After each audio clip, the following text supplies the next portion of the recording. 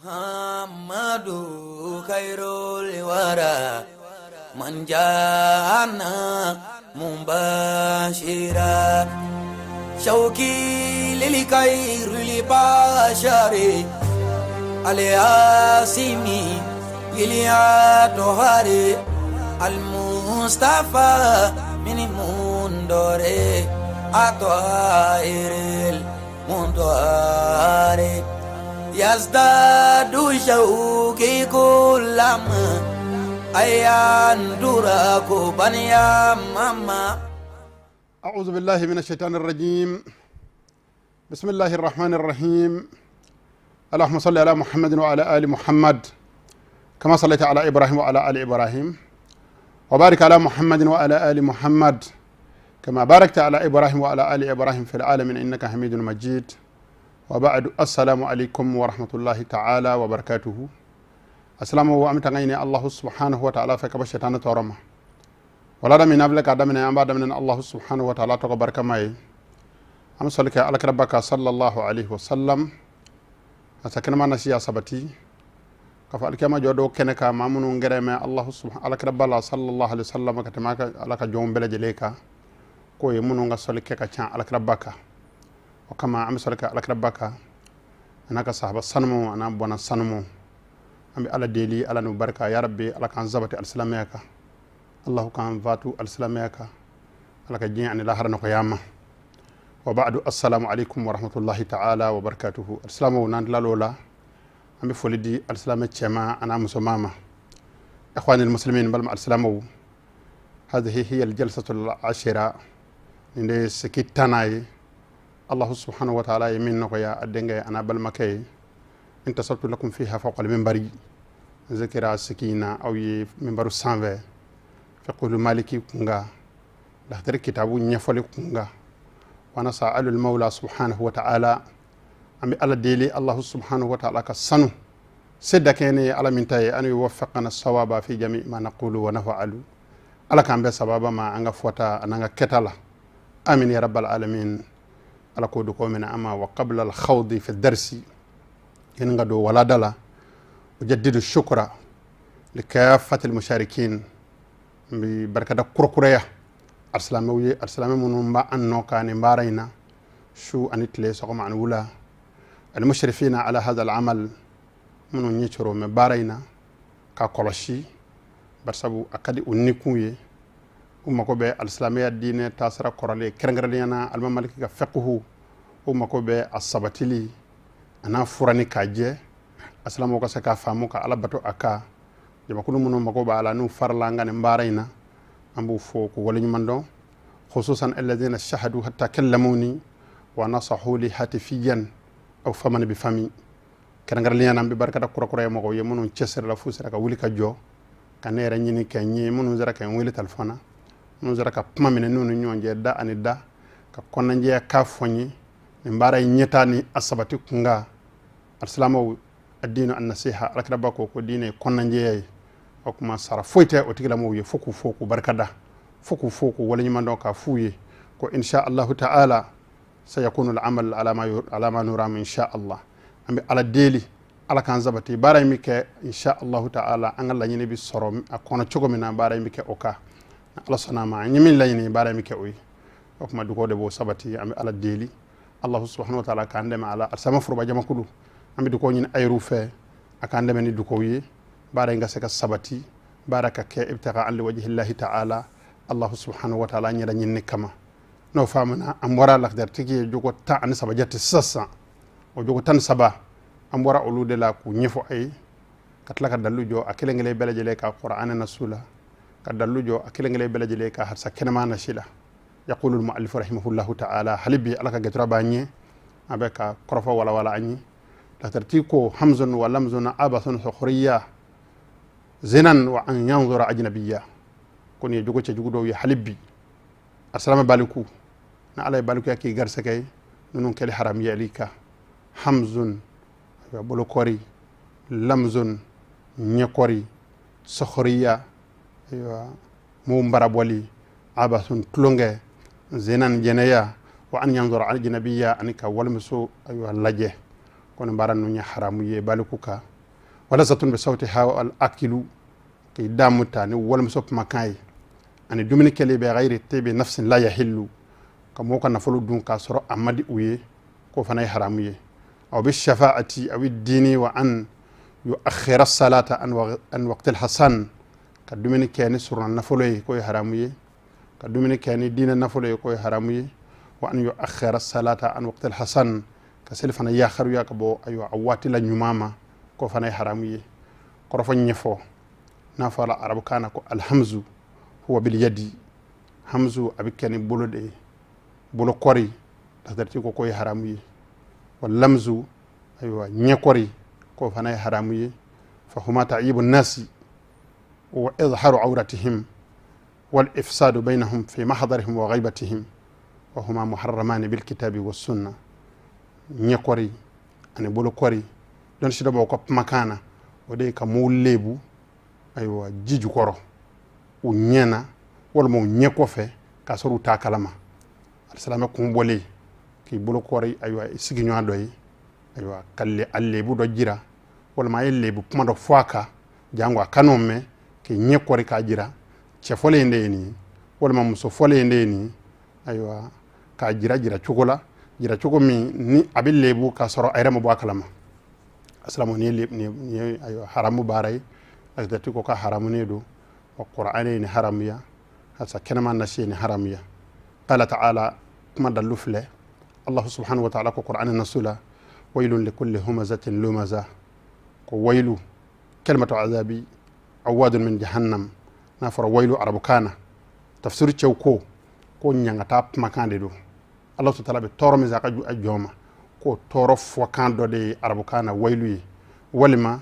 ko wolo do aywa wolo mi na fame tasmana jani makono kala su tala ko debe mai aywa mami ni bulo korlay walima mami ni korlay allah subhanahu wa ta'ala te bulo korife bulo kori mi ngira salame le bul kama allah subhanahu wa ta'ala te ni korife ni kori mi ngira salame le bul kama wa qala aidan allah subhanahu wa ta'ala ko kokora fi zammi zalika al-fajiri aywa che juguñ aywa lago silila walid ibn mughayra mi alkara satma toro dañoro la allah subhanahu wa ta'ala aywa allago ci qur'ani kono allah subhanahu wa ta'ala ko hamazi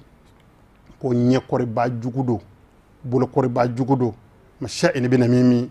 ko tama ba jugudo nin nabi nyuma aywa nami mayay ni ba jirana ka fo aywa allah subhanahu wa ta'ala te nyekori fe allah subhanahu wa ta'ala te bulo kori fe wa bara mi wana do ma sebe ya bara dote asalama ito nga hakil so kortunna angani bara nun dabla ngurana ayay waylun li kulli humazatin lumaza ajingina في من كان يغتاب النبي والمؤمنين أيوة في الصدر الأولى من الإسلامية دمننا أيوة الإسلامية أيوة كافر جمع كل منو نكني على كراسة ما كم بولي ولا مؤمن منو لمن ينكتو على كربلا نكني أكم بولي أكم بلغوشي أكوفه أبو لغوشي أنينا ولغوشي لأنينا ودك مكان نيكوري نبولو كوريني نمين غودو نفله نفنا سابي أودوي نيا فاو نوبلا نيا موكاو نوبلا ندوكرا محمد الله wa muhudu ko folin mingi me ka yere ka kiraye mingo ale ni ala be puma mingo ale beta a ceyndey ni o kumu bolo kore ka jira ko nyo kore ka jira ina fa o majatu bin khalafi an walidu bin mughayra an ulu nu nyanaw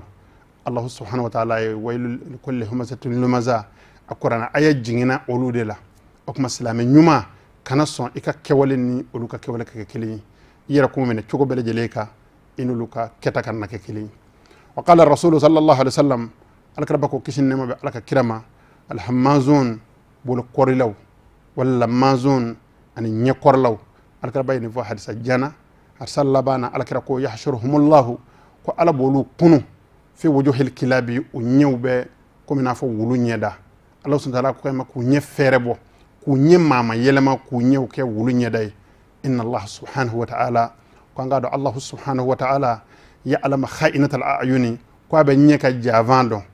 wa ma tukhfi as-sudur dusukumi min vana duko ko alabo do mo mande on ayto nga hakil to anyerla masami ya onda masami se kola wa be kodo of may to nga tlendama hera be odama de la dakterti ko abasu ko tlonge ko ye haramuye wa amal abasu ama tlonge huwa al-la'ibu wal lahu wade tlo fuke dakterti ko haramune do balikuka yajibu ala al-insani wajibele do aywa bun hadama de ka an ya'lama annahu lam yukhlaq lil ibn wala lil lahwi aka donga fo ko Allah subhanahu wa ta'ala male dat lo vu keli kama bal lil ibadati wa shukri ala yadda ala batul de kama an ala batul makke naye ala batu cugo nyumana Allah subhanahu wa ta'ala bina sarabba min dama kiyama ko sarafana baraka da jena ya bun hadama de dara ninde kama ayto nga hakil so goroto nyerla da qawlihi ta'ala adallu ya Allah subhanahu wa ta'ala ka makan qur'anin nasula wa ma khalaqtul jinna wal insa illa liya'buduni muhda fi mandunyi kon Allah subhanahu wa ta'ala ka makando kone ma jinene bun hadama de da fenwere kama fu kene Allah subhanahu wa ta'ala batu Allah subhanahu wa ta'ala ni voyant suratu zariyat la aya biduru an aya woro wa qala sallallahu alayhi wa sallam alaka rabbako kokora kisin nema be alaka kirama ko kullu lahwin yalhul mu'minu batilu ko tlongotlo ni mumuni bo ke akanyina ma yakono ko tlo belejele tlon chene o be fuye illa halatha funa kara tlo shiya sababe mu hono mandum ko nafabe odela ko tlo toye fuye alaka sasuma makan file aka folo mula abatu rajuli imra'atahu chabi bolla haro minge afurmuso fe ibora dugutala ifurmuso jisoli ki kumbe ka jimi na bolo ka jimi ka tege doni nda nyeka wal ka bolla haro fitini ngafe ini furmuso sigile sokono ka bolla haro kafe ka ne soja alakra sallallahu alaihi wasallam ko koye tlo mini na fabe ala aflana wa ta'dibu farasihi chabi aywa tlo minge aka sola ka so entraîner ka so kulun aywa katoka bla abi biri abi wuli ki jo abi giri abi ta kofe abi seki nyefe ko ye tlonye ko nafabe ola asabana na laba wa ramyuhu bi qawsihi ani chabe tlonge mi ngani bien keruye kay aywa wati dotta aywa ka kala labe katoka bien keru ki sigi ki yorodien fin de la ko fin fle katoka misere ka bu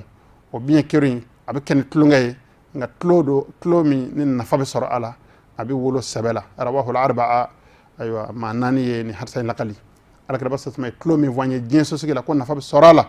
mo hono mande o yen tlo nunye nen no ngona mborala atoy aywa wati tiey assalamu ayto nganzemo ola wa amma sokhriya la khadar tigi yembara boli mi va ko haram nedo al izra nafara sokhriya arab kana huwa al izdira wal ihtiqar o de ka jom ka singa mayete ka joana ka singa mayete ka fiyete ay ihtiqarul muslimi wa ihanatihi ki silami ñoa fiye ya ka dokoya ka singa na toyete ni mangan ne ka tapi savala ay ni zigi jabeka subhanallahi laqdati ko koy haramuye wa dhalika manhijun an shar'a salam ya sharia ayu ladlike ka boma beki hakil sabaratu yerla li qawlihi ta'ala adallu Allah subhanahu wa ta'ala ka ma kan qur'ana nasula ala ko qur'ana na ko ka fani la yasakhar qaumun min qaumi ko jamakul shikana mbara bolike jamakul shila asa an yakunu khayran minhum adoba la bi ma doye ka jon ala a yecogo fe aka dovini fe aka lahalaya fe ka singa joana te ka mbara bo ka fiya ka dogoya ala ko adoba la bi soro ale ala fe ala kira ba fe o tigi hera ka bo ka tem eka wala nisa'un min nisa'in ko muso shikana muso shimbara bo asa anya kunna khairan minhun adoba la bi min mbara bo ka fiya ka logoshi iba soro akko kadi Allah subhanahu wa ta'ala ka tem eka qala fi khitam al aya Allah subhanahu wa ta'ala ko aya labana aya jani doni aya labana Allah subhanahu wa ta'ala ko wa man lam yatub ni mami matubi ka seki ko ka bone mbaran nuna nasor la ki ka tabule mo finyeli ka singa jomu la ku dogati ni matubi ka bwala fa ulaika hum zalimun ko lu yere ko no yana wiye o lu ye aywa mo wiye alkiyama jodo fo tuyo ko barala fo nimsa alani fa suratul hujurat la aya tankile nazarat la aya fi wafd tamimu ka aywa jamakulu don nana alkarabama haya njingina olude la hina sakhiru min faqara al muslimin kuma min anu yamba islamu fandaw nane kana islamu fandaw zikile soro alkaraba kerefe mohodu mingi baru before ni yo mohodu stiki nyon nyowa mohodu mingi baru ye kwatike ka batike ni yo ka baro de nyowa ka ammar ibn yasiri wa sahibi wa ghayrihim inna fa ammar ibn yasiri an sahibu nu olu la hala ya ko dovini chukuya ayo farko chukuya u jona ula u fiya Allah subhanahu wa ta'ala sura kan qur'an aya njingi ko alakara ka fu olu ye ka sege ka fu amade be ila qiyam sa'ati kata sedu ko lol ayu de mel kelima apma assalamu ayto nga hagil so gorto la wa qala sallallahu alayhi wa sallam alakara bako kokora bi hasab min sharri ka wasara ma ye torola ni yahqira akhahu almuslim aka islam nya fiya ko ni islam nya ko na fiya ko torati ala na kira fɛ min ka bɔ ka tɛmɛ o kan o tuma i yɛrɛ se tɔɔrɔ bɛɛ lajɛlen la belebeleba ma subhanallahi ne nin kɛra alakira ka kumakan ye ka nin kɛ kuranɛ kumakan ye ka laban k'an ka lahalaya filɛ bi alisilamɛw de daturu bɛ ɲɔgɔn na ka ɲɔgɔn nani ka ɲɔgɔn lebu ka ɲɔgɔn dɔgɔya fo k'a kɛ komi n'a fɔ e sabatilen don a kan ko i ta de ye tiɲɛ ye i bɛ ka min nani k'a lebu ala de y'a f'i ye alakira de y'a f'i ye i sogora ka alakira ye alakira ko k'i k'a nani ko foyi t'a la subhanallahi inna lillahi wa inna ilayhi raji'un asilamɛw a to an ka sabali a to an ka sabali bɛɛ lajɛlen k'i hakili to i yɛrɛ la an ka ɲɔgɔn bonya an ka ɲɔgɔn garama an ka hinɛ ɲɔgɔn na Allah subhanahu wa ta'ala ye silamɛw bonya dugukolo sanfɛ maa tɛ silamɛ ayiwa maa man bɔ Allah subhanahu wa ta'ala bolo ka tɛmɛ silamɛw kan ni ala y'an bonya an yɛrɛ dama ka ɲɔgɔn bonya an kana ɲɔgɔn dɔgɔya ko tɔ ka to Allah subhanahu wa ta'ala bolo ala ka hakili ɲuman di an ma dɔkitɛritigi ko jɛnɛya ye haramu ye a ma zina a bɛ fɔ fɛn ma ko jɛnɛya النظر إلى الأجنبية أني كوالمسو فرقلو فله والتلذذ بكلامها أني كي دامو تاني والمسو دلكاي سبحان الله السلام عليكم أهل تانير الله كرنجر لينا على متك السلام من تابولي الله سبحانه وتعالى جاكوك السلام من تابولي والمسو كو السلام عليكم أني يانغما بتي كونا كسيجرو داما كم مفزوما ليدو تقداما غرمنا بتوكو دي تايفا من أمده bamana ki ye ka kele flake ka kuma walmuso fɛ ka baro kɛ a ma fɛn ɲininkali kɛ a ma fɛn zan fɔlɔ subhanallahi ne balaw ye ne masiba ye walmuso nana ala ye kɛ mɛtɛ kɛlɛ ye a nana ka fini nɔfɛ walima a nana ka masiri nɔfɛ k'a sigi ka kelen ni fila baro n'a ye k'a fan bɛɛ lajɛ k'a dala kuma mɛn dan na o tɛ nin yɔrɔ ye o y'a furu kɛ nin yɔrɔ de ye alisilamɛya ye ne haramu ye alisilamɛw a ye to an ka hakili to an yɛrɛ la ni walimuso donna i fɛ i ka bitigi kɔnɔ walmuso nani nɔfɛ ayiwa a ka mako kama i ka mɛcɛkɛyɔrɔ la a bɛ kuma ka dan mako hakɛ de ma ala n'a ka mɛlɛkɛw b'o dɔn ka tɛmɛ e kan ni kuma min bɔra mako hakɛ kɔnɔ i bɛ jurumu sɔrɔ o la kuma min kɛra mako hakɛ kɔnɔ i bɛn ne do sababu ma o la nin de ye kayida ye a la i to an ka hakili sabakɔrɔ to an yɛrɛ la ala ka hakili ɲuman di an ma ala ko k'a ka alaya kama asilamu a to an k'an cɛsiri o to an k'an cɛsiri an kana ɲinɛ an yɛrɛ kɔ tile kana to i ka ɲinɛ i yɛrɛ kɔ silamɛya ye fɛnba ye wa ala ye layidu di asilamɛ ka kɛta ana ka fota a bɛɛ jate minɛ mɛ wa a bɛɛ sɛbɛn mɛ Allah subhanahu wa ta'ala ka mɛlɛkɛw fɛ fala yahillu shay'un minha nin fɛn ninnu foyi ti dak'a la jinɛya ye haramu ye walimuso filɛ farikolo filɛli ye haramu ye ayiwa i damu ta a dala kuma na o ye haramu ye fo k'a kɛ promo mana bila ka crédit kɛ téléphone na k'a bila o parleur la k'i sigi k'i nɔngɔma téléphone kunna ka walimuso dɔ wele ka baro kɛ fo k'a tɔ kɛ ni maa nana n'o ye magotigi ye i b'a fɔ a ma ko ne kite pa i jɔ dɔɔni fɔlɔ i b'o mago i ɲɛnabɔ ale fana ci tɛ ale la komi ci tɛ e la cogo min na ale fana sigi mɛ k'a nɔngɔ ma téléphone kunna o tuma n'i tilala i bɛ segin ka na ko kɔrɔ ko nana subhanallahi inna lillahi wa inna ilayhi raji'un ala ka hakili ɲuman di an ma muharramun bil kitabi was sunnati wal ijma'i nin fɛn ninnu haramu ne do qur'ana ya haramuya alakira satama ka sunna yu haramuya dɔnnibaaw ka bɛnkan yu haramuya wa huwa ay azina jɛnɛya akbar khataran min jam'il ma'asi ale de farati ka bɔ ka tɛmɛ ayiwa ala ko tɔ bɛɛ ka illa shirka fana kɛra filankafoya ye n'an da magara filankafoya la yɔrɔ o yɔrɔ an b'a fɔ ashirkul muttafaqi indal ulama rasikhin dɔnni sidɔnbaw dɔnni sabatilen tigiw ye min kɛ filankafoya ye min farala ka ko in nkalon ye ɲɛ nkalon ye o t'a dɔ ye kuma bɛna s'a ma insha allahu ta'ala an bɛ ala deli ala k'o dɔw jira an na alisalamaw ni ayiwa filankafoya tɛ filankafoya min ni dɔnni sabatilenw ɲa sabati k'a kɛ filankafoya ye boli batoli ayiwa doni jinɛ na sedeli davɛnma ko a bɛ se ka ko dɔ dilan k'a sɔrɔ ala sen t'a la n b'a fɔ ka segin a kan k'a sɔrɔ ala sen t'a la fɔ ninnu de ma ko filankafoya dɔnni sabatilen tigiw ye nin sabati nka ayiwa alahu subhanahu wa ta'ala delili alahu subhanahu wa ta'ala batoli sarakati dili ala ma ko ala b'o falen i ka hɛrɛ la nin fɛn ninnu sabatilen don sunna y'a sabati a tɛ fɔ ninnu ma filankafoya ninnu ni filankafoya tɛ foyi la ni filankafoya jɛlen tɛ kota tɔ bɛɛ lajɛlen jɛnɛya farati ka bɔ ka tɛmɛ a tɔ bɛɛ lajɛlen kan ka da mun kan alakira ko sallallahu alaihi wasallam la yazni azani la yazni jɛnɛyakɛla ko a tɛ jɛnɛya kɛ wa huwa mu'min k'a sɔrɔ a bɛ muminiya la o kɔrɔ ye a b'i labɛn waati min na ni walimuso yɛrɛ b'a labɛn o bɛ sɔrɔ ka jɛnɛya kɛ komi i y'a faamu cogo min na ko waati b'a sɔrɔ ala ye lemaniya ta ka bɔ a dusukun na wal iyazu billahi ala k'an kisi k'an danga subhanallahi ya jɛnɛya balaw ye ala k'an kisi jɛnɛya ma alislamu ay to an ka hakili to an yɛrɛ la ولذلك قال تعالى ودلا الله سبحانه وتعالى ko qur'ana nasula wala taqrabu zina kota dawla abafo ko kanake ngai yande akuima ko kana gerala kana gera jenela o kuma gerali jenela ode irtikabu aywa irtikabu muqaddimat aljima'i femunu nye jenaya aywa kafo nyonya nyeblali kuye k'olu baara o de ye gɛrɛli ye jɛnɛya la tɛgɛ dɔn bolo fitinɛ kumaw fɔli walimuso ye min b'a jira a la ko nin ye maa jogojugu ye nin bɛ sɔn ayiwa tulo kɛli ma o kumaw fɔli olu de ye gɛrɛli ye a la ala y'an ladi ko an ka n'o yɛrɛ kɛ kuma tɛ ka se jɛnɛya yɛrɛ ma yarabi ala ka ka ala ya kama k'an kisi jɛnɛya ma ka don ani jɛnɛya ni ɲɔgɔn cɛ ala k'an zaniya an kɔ a n'an ɲɛfɛ ala ko k'a ka ala ya kama wa qala alayhi salatu wassalam ala kɛra ba ko kisi nɛɛma bɛ ala ka kira ma ko kutiba ala bina adama nasibuhu min az-zina ko allahu subhanahu wa ta'ala ya adamaden yɔrɔ jira la jɛnɛya ko la fa huwa mudriku dhalika la mahalata ni maa min y'i ɲɛsin jɛnɛya ma o tigilama b'o sɔrɔ ko nkalondow kɔnɔna o tɛ se ka yɛlɛma a ko ala an ɲina ni ɲɛ fila zinahuma nadaru k'olu fila ka jɛnɛya ye filɛli de ye ɲɛ fila mana kɛ ka walimuso filɛ o fila ye jɛnɛya kɛ wal udunani zinahuma listima'u ko tulo fila k'olu ka jɛnɛya ye lamɛnni de ye walimuso ka baro duman lamɛnni wal lisanu zinahul kalamu dalane ka jɛnɛya k'o ye ayiwa kuma de ye wal yadu zinahal batishu ko tɛgɛ fura ka jɛnɛya k'o ye walimuso tɛgɛ minɛni de wal rajulu zinahal khuta se ka jɛnɛya k'o ye ka para ta ka taa walimuso fɛ yen ka t'i jɔ komi potojiri jɔlen walida la hakili sabakɔrɔ tu yɛrɛ la min ma di ye kan'o kɛ mɔgɔw la min ma di ye i ta la kan'o kɛ mɔgɔw la wa balaw ni masiba ye min kɔni ye n'a sɔrɔ dɔ kɔni b'i kɔ k'o daamɛ k'i kɔrɔ o y'i furumuso i ye jɛnɛya k'o kɔfɛ i ka maaya banna ala ti yafa i ma bilen fo ni effacera ka bɔ kariti kan ala ka don ani jɛnɛya ni ɲɔgɔn cɛ wal qalbu yahwa alakira ba ko dusukun k'o bi kɛ a fɛ wa yatamanna a b'a nata wa yusaddaqu dhalika alfarju ko ɲɛfɛla bi sɔrɔ k'o tiɲɛtigiya aw yukadhibuhu walima a ka ngalontigiya al-Bukhari wa Muslim imam Bukhari ye nin lakali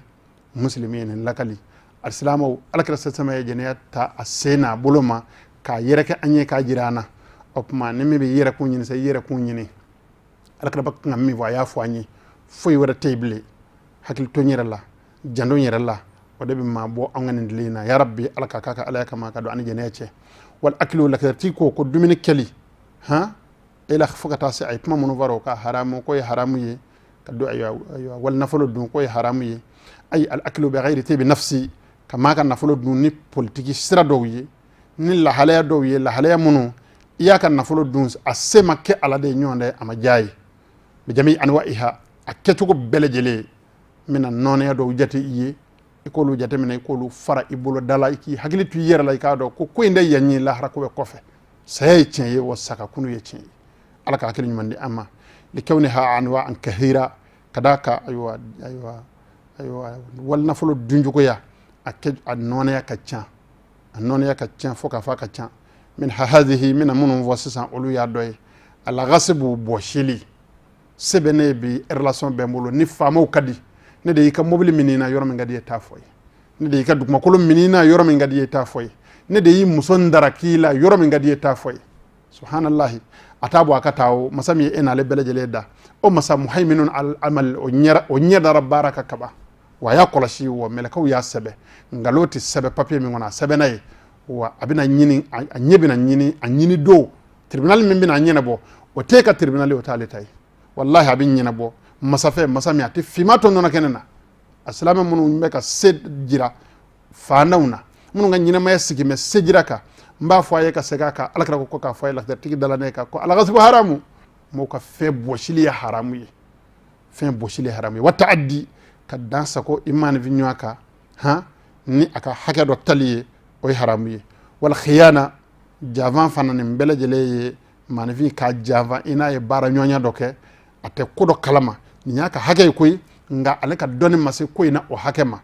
e b'o hakɛ ta ka fari ta ka barisabu ale t'a kalama ko ye ale nin yɔrɔ ye n'a bɔra a kalama a b'a ka hakɛ minɛ wal khadi'a ka nɛgɛ k'a janfa nin bɛɛ ye haramu ye wa saraka k'a ka nafolo suɲɛ nin bɛɛ ye haramu ye wal hiraba ka sira da a ɲɛ ka bɛn a kan ka dasi ka bɔ a ka moto kan ka taa n'a ye walima ka marifa don a disi la ka sama ka bɔ a ka mobili kɔnɔ ka taa n'a ye ninnu ye ayiwa nɔɔnɛyaw ye wali nafolo dunni na nɔɔnɛya minnu n'u haramu don wa ma asbaha ani fɛn bɛɛ ko bɛna fɔ ninnu ɲɔgɔnnaw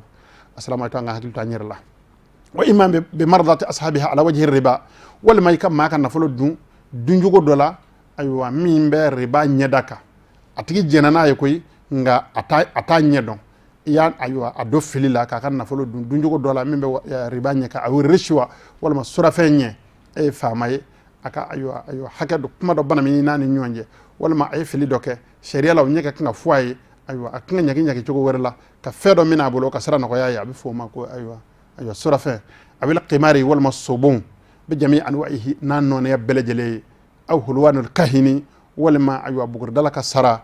aw mahr al baghaya wal ma sunguru baka aywa sunguru baya kefe aywa musaka ha aw ma ashbaha wal ma fembe na ko mina fa ne venu no nywana wal kullu haramun belajele haramuye aslamaka ngi yera ko mina ka bore belajele ma adlaktarti ka pmana ne venu no de farala nyonga dakuri kele ka foani daktarti ka pma shidon fe anaka doni fanga bunye fe ko al akilu bi ghayri tibi nafsi haramu kama kana fulu ka salama jene ay ko haramu ne do asabatra hasakina man nasila ko alkarabba sallallahu alaihi wasallam alkarabba ko man iqtata amala mar'in muslimi ni mami salama do kan na fulu tiket chugo shiya wo shiya ka soro amabeni ama bi ghayri haqqi ka soro makani tieye لقي الله أتكلمان الله سبحانه وتعالى ببه وهو عليه غضبان على الدميم أتكلما كرر رواه الطبراني وأحمد واللفظ له إمام طبراني لقلي أحمد يا لقلي لفظ أحمد تاي مباجرانا كفو أيوة حتى كنما نشي سبتي لكن ترتجي بماميبو أمانة ناي من تلقاء نفسه أمانة ناي كبواير يرو بل من نص القرآني أو نص الحديث أيامنا كبو قرآن النسولة ولا ما أيامنا كبو حتى كنما نشي له وقال عليه الصلاة والسلام على ربك وكشن نما على كرامة كل لحم نبت من حرامي كسكو نافلنا النكرة نحرام دي فالنار أولى به كو جانم تسمك كان أوي نبا جيرانا مهور منديو أي توانغا نفلو ني نيكو دون ماما مانا نفلو ني نيكو جيلé مي جامانا لبا تالا يبي سيبي نيمبي سكولا نيغو مي كويوي ka wal nafulu karo ka faranyonga barsabu ko sebi ki kono fa ola ki kono bara jurutige ola ki farkulu mana ola ka mobili dagabana o bolola ka jemara ola alakra sama ko janime tasma de ka kano farkulu akuma be ala del ala kan deme anga balo halala nafulula alakra bamada umma wa qala aida alakra ko kokura awwal ma yufaqad min hadhihi al umma alakra sama jorola ako nim hotali ko fen vola mi mina tlani mandeyna nim hosta sama kan mande nunu fen vola mi mina tla ula dirhamun halalu ko de halala nafulu dorome be soro cugudi kala mo hon man ngan nafulo nyine cugo bina ka be soro cugo minay anga nyine halala saraka ko bina koya moye mo bino kodo o ma halala nafulo bina tla alim hon man nuna aflana wa akhun salihu ko an balma nyuma be soro cugo di kala mo hosta sama mande fadiya bina dama teme kasi hakala fo balma nyuma ti soro ble je joro nyine ya sababu yi je tanyine a sababu yi inna lillahi wa inna ilayhi raji'un ne alakrata ma sakana vo alkra badde be sakana vo barsabu ma yantaqu anil hawa atip manani dungo in huwa illa wahyun yuha ne alkra ko ngo ala de ba foyi alkra ki to kun ngo la kan man num vo kanga billahi la ya fo de ba jirana ko alkra ko alaka kiray wallahi la ilaha illa huwa alkra bakku alaka kiray ala de ba foyi alaka hakil man di amma alako kaka ala yakama assalamu alaikum vamuna apma ambajira ila ka donga fo allah der tigi korfo mun vo ka muqaddimana nunu de be wele ko adabul islami al-islamiyya jugu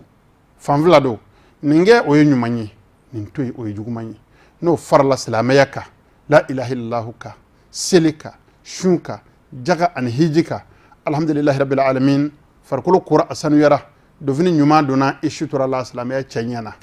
aljina songo sorola passe min bi bolo ilabe ka saya kono ni saya meleke nani sorata kisile bita alama nga nakera islamiyya bendalati a jugo tena aywa ibe ka bara minges ma sit se ka fi ma ke kafiri ibi wele ko salama fasiqu ngai ka kewale adon kwati se aljinema iti la fiay kabur kono iti alkama kono ulo soro iti saratu tige to nyumana way bil laba janna alaka ngishi amma ma min ne do fe amve na ngira salama ye anga jija anga ka salama nyumawni anga jija anga ka salama jogo nyumawni alhamdulillah rabbil alamin anga alaka getra munu no fe nunu ngunye jongne allah subhanahu wa ta'ala yudeme wallahi nu ko ni zray min ni yamina bi se alama nak dar tigi dem sen chifi de atara alama sambi sa wan sa zaba abita alama domina kira walu geturay abita alama domina yad danike donina fa welela al imam as-saghir ba'da malik ibn anas rahimahullah ta'ala ni ndey nyema fitini malik ibn anas ko do ne ko kato dem sen chifi yana sambi sa wan sa zaba barsabu aya shi bara ko nyumana ya rabbi shi barakale be ala fa ala ko di amma ala kan rubalo oka ala kan vatu oka بارك الله لي ولكم في القرآن العظيم وفي حديث نبيه الكريم إنه هو السميع العليم ربنا هاتنا في الدنيا حسنة ربنا أتنا في الدنيا حسنة وفي الآخرة حسنة وقنا عذاب النار اللهم صل على سيدنا محمد الفاتح لما أغلق والخاتم لما سبق ناصر الحق بالحق والهادي إلى صراطك المستقيم وإلى آله حق قدره ومقداره العظيم. سبحان ربك رب العزة عما يصفون والسلام على المرسلين والحمد لله رب العالمين. محمد خير الورى من جاءنا مباشرا شوقي للخير لبشري الياسمي إلياتهاري المصطفى من مندوري أطهير المنطهاري يزداد شوقي كلما أيان دراكو بنيا ماما